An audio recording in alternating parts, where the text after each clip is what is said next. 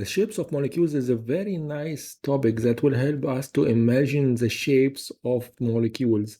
And instead of drawing my molecule on a piece of paper and seeing it in a 2D shape, I'm gonna see it in a 3D shape finally.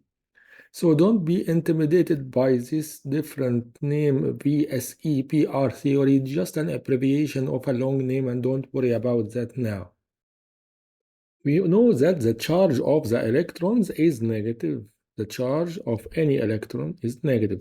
What happens if an electron comes close to another electron? Of course, any similar charges are going to repel. This pair of electrons between the chlorine and hydrogen is known as a bonding pair.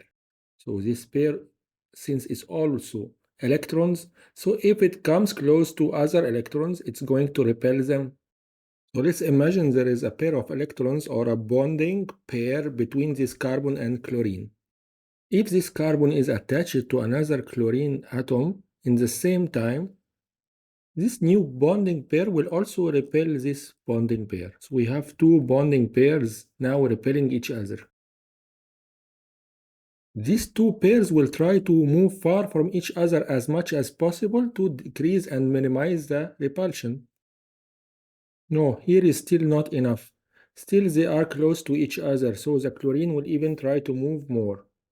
It will try to be a little bit more further from the other chlorine, so that this bonding pair will be far more than that from the other bonding pair in red. Now this is fine. I can see now that the repulsion is minimal. When this bonding pair is further away from this bonding pair, then the repulsion will be minimal. If even you want it to be better, there will be like straight lines like that. So when this bonding pair is in straight line with this bonding pair, you want to say that the angle between these two is going to be 180 degrees.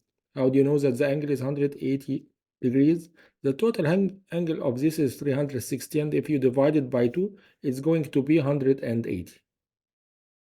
So now the repulsion between these two bonding pairs is minimal, and the molecule will take this shape. We have just made this example up so that you can understand, but actually this will not look like that because the carbon should contain other bonds. A better example will be the beryllium atom trying to connect the two chlorine atoms. This will be a perfect example for what we just did, where the repulsion is minimized when these two bonding pairs are very far from each other like that. So the shape of the molecule is going to be what's called a linear shape. A linear shape means a straight line. So there is like a straight line passing by between this beryllium and chlorine atoms so that they form this straight line shape. That's what we call the linear shape or the straight line shape. This happens when there is a central atom and two other atoms on the side of it without having any type of electrons in between except these two bonding pairs. Every time you have a central atom surrounded by two other atoms and there is only two bonding pairs in between, you will know that the molecule is going to take a linear shape in the space. The shapes of the molecules and this kind of repulsion happening is only affected by the valency electrons. But what are the valence electrons? Those are the electrons which are only found in the outer shell of the atom. But we have seen in the structure of some compounds different types of electron pairs. Instead of the electron pairs which is found between two different atoms that we have just called the bonding pairs, sometimes a lone pair of electrons exists. This lone pair of electrons are just sitting here without being attracted between two different atoms. I can see two electrons sitting on the nitrogen atom without being available in between two different atoms. So it's not called the bonding pair, it's called a lone pair of electrons. Now the same way there was repulsion between this bonding pair and this bonding pair, there is also repulsion between this lone pair and bonding pair. And if there is more than one lone pair of electrons, like on one central atom I have two lone pair of electrons, the repulsion also can occur between these two lone pair. So now I can divide the repulsion into even three types of repulsion. I can have a repulsion between a lone pair of electrons and another lone pair, or I can have a repulsion between a lone pair and a bond pair, or I can have a repulsion between a bond pair and another bond pair. In the structure of this water molecule that we will know after some time, I can see there are three types of repulsion that can happen.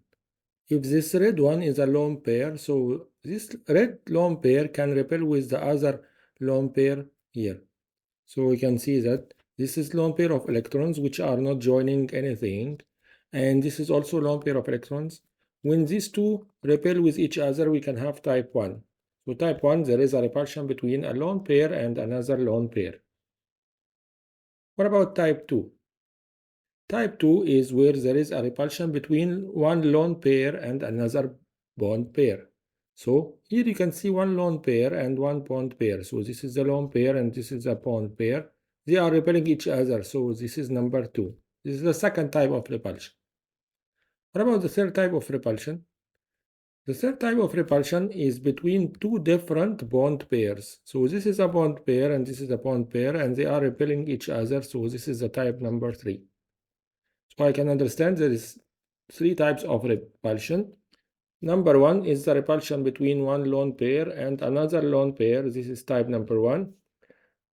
Number 2 is the repulsion between one lone pair and a bond pair. So this is second type. And when there is a repulsion between one bond pair and another bond pair, this is type number 3. The repulsion is not equal. Sometimes the repulsion is very strong. What does it mean the repulsion is very strong? That these two cannot come close to each other at all. So this is a very strong repulsion. The repulsion can be even stronger, so they are getting very far from each other. And the repulsion might be small, like they just get a little bit far from each other. The first type of repulsion here is the strongest one. So the repulsion between one lone pair of electrons and another lone pair of electrons is very strong. This is the strongest type.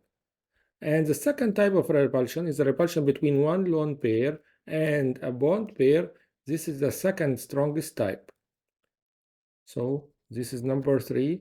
The repulsion between one bond pair and another bond pair, and this is the weakest repulsion. So this is the strongest type of repulsion. This is the second strongest, and the weakest one is the repulsion between one bond pair and another bond pair. This kind of repulsion and the balance between these repulsions will cause the molecule to take a certain shape. For example, let's say imagine that this is two bond pairs. So this is the first one and this is the second one, and the repulsion is weak. So they are a little bit close to each other. But if the repulsion is very strong, they cannot be close to each other like that. They should be far from each other. They should repel from each other and be very far. Now, if they try to get like that, they will be still close from here. So the best thing is to be far from each other like that. Remember, we did that in the linear shape. So are we going to make the water molecule as a linear shape? The difference from the linear shape that there is another kind of repulsion which is very strong here. This is the repulsion between this lone pair and lone pair. So we said these two cannot withstand each other. They are repelling each other very strongly. So this is the first type, the strongest one. The second one is a strong repulsion also, but a little bit weaker. So who is going to win, repulsion 1 or repulsion 2?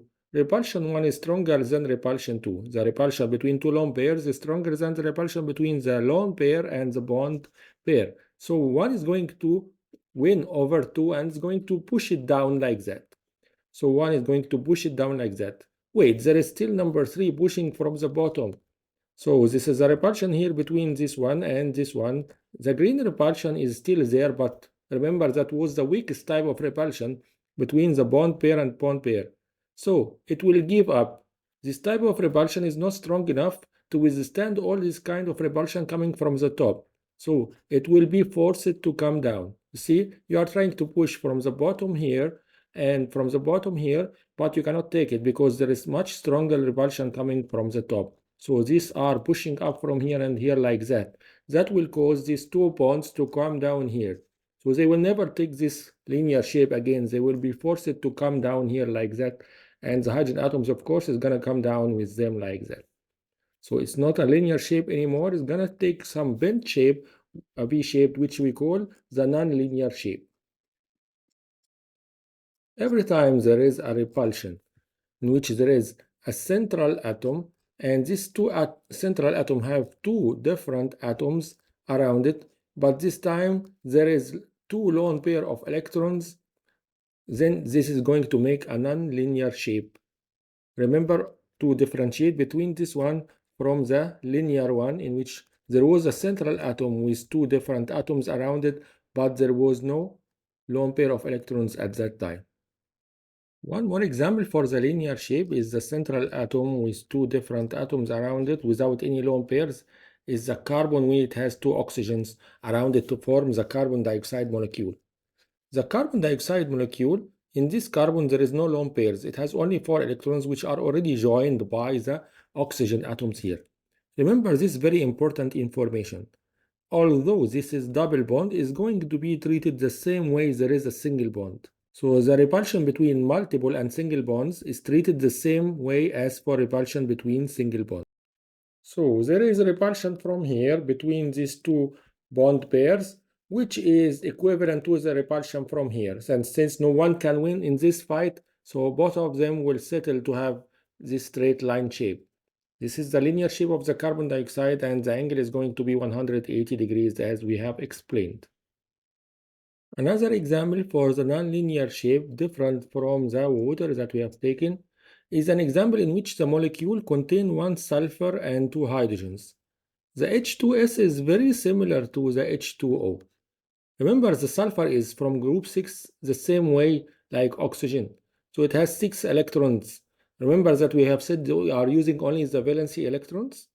So there are two lone pair of electrons that's going to push very strongly. So the repulsion between these two lone pair of electrons and this lone pair and bond pair repulsion is much stronger than the repulsion coming from down here from the bond pairs. That's why they are going to force them to come down the same way that happened in water molecule. Remember we said when there is a central atom which is surrounded by two non-central atoms and there are two lone pair of electrons in the central atom, you are going to get the non-linear shape. This is in the H2S molecule. What about the angles of the nonlinear shape and the different other shapes? We'll see that in the next video.